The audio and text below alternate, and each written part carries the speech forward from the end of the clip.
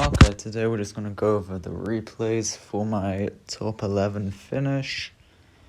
6 nice wins in a row to end the season. I would have recorded it live, but I kind of didn't expect to get anywhere, so it worked out pretty well. First game against Osama. This goes for Golden Mountain Wallbreakers, Bats. And if he doesn't have Esper in this sort of deck, Bats is super useful. You can always attack with them, forcing out a lot of Elixir. He has to go Zappy, so he splits Hogs. We can just go for a Witch. Could have gone for Prince on the left, but then he goes Recruits to counter. So we just go for Prince with the Witch. Golden Knight plus ability plus Flying Machine. And then we can just use the Bats. So we go for Wallbreakers as well. Barbara to counter. Just get some Mine Chip. He keeps going Zappies on the Miner. I think that's a bit of a mistake. He could just sack the damage and go for a push, but chooses not to, so we just go for Bandit, and then it will charge on the cage unless he recruits, which he does. So you have a Prince taking out the recruits, hasn't crossed the river, which is nice. We can just Witch, so it hits the opposite lane and this lane. Then we go for an MK at bridge, and we also go for Wallbreakers Bandit opposite, forcing out the Fireball, still get a Bandit dash. We have Bats plus Miner on the right, forcing out Zappies. He has a Flying Machine on the board. And so we can just go for Defensive Witch, and then MK on the left. Take a bit of damage both lanes. Because we want to keep the Witch alive, we're happy to take the Flying Machine hits, since that way it's just going to be even damage on both tower sides. We apply a bit of pressure there, plus the Zap on the right, 2 Wallbreaker connections, Miner chipping away, which is nice. He left the entire Miner, because otherwise he'd be a big Elixir deficit. And so we go for Wallbreakers plus beautiful Zap, get it through despite the Barbara. So a nice game, not the easiest matchup. Bit better with E-Spirit, but still tough. The next game against one of the many banners. So let's go time 2 for single and then slow down a bit. Golden Brow, we can just go for Bats. Predict Miner here that this uses the log on the right. He doesn't have enough for Knight. Bats on tower. And somehow that Predict Miner that didn't predict anything took off his tower. It's like quite often you can do that, knowing that since I always log the Wallbreakers or Ice Spirit, a Miner in the middle tanking full, that means I'll have to play more to defend it. So that's an Inferno Tower. We don't need to do anything. He just spent 6, so we can just go for Bats and leave them.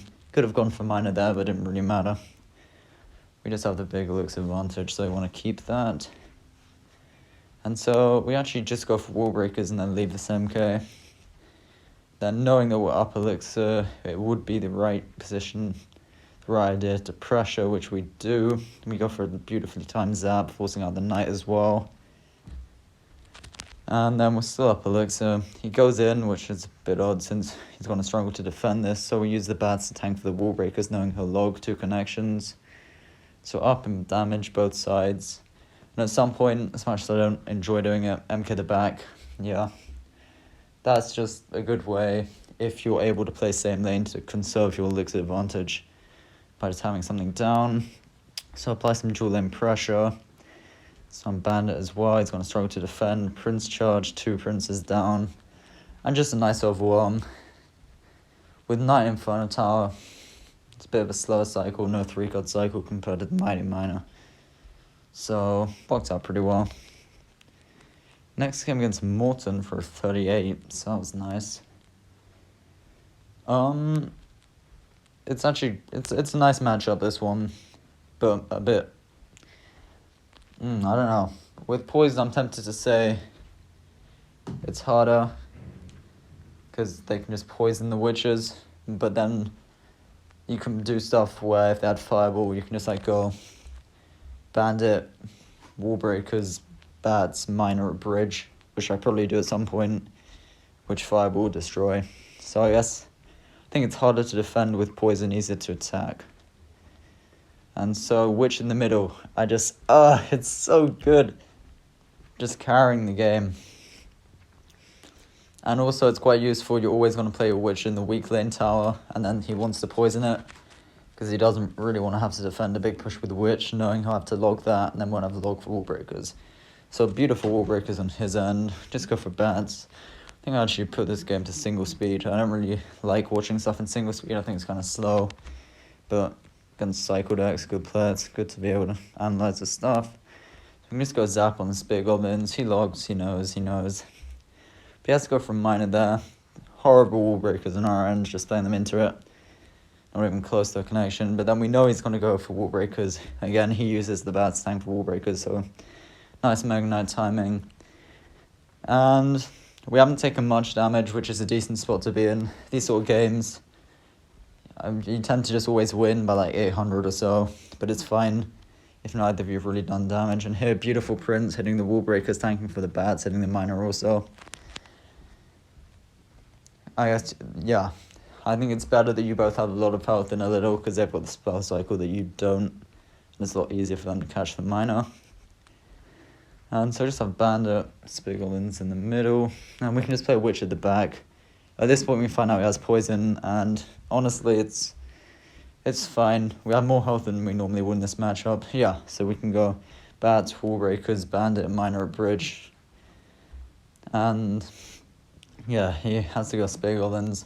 I think that was also a bit of like PTSD after we played earlier, and that exact play got a Bandit somehow on tower where the Mighty Miner was like an inch behind.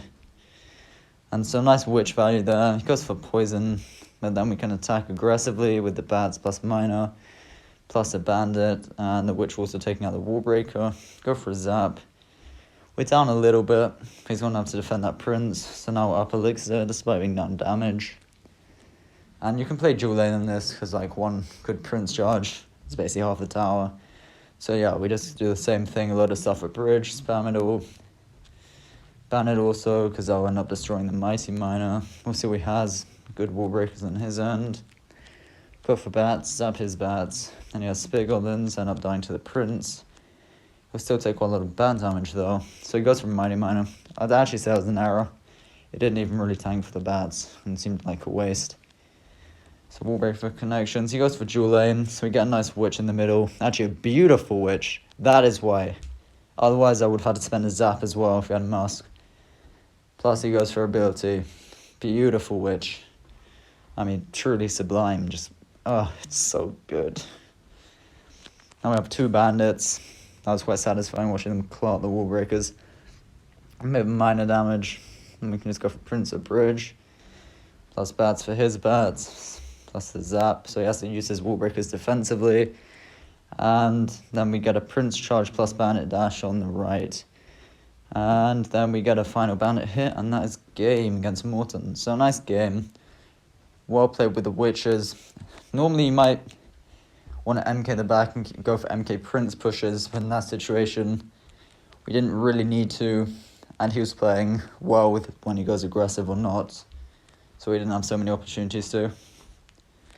So next game against Issei. I think my favourite Pekka player, actually probably the only one I enjoy watching because he's good.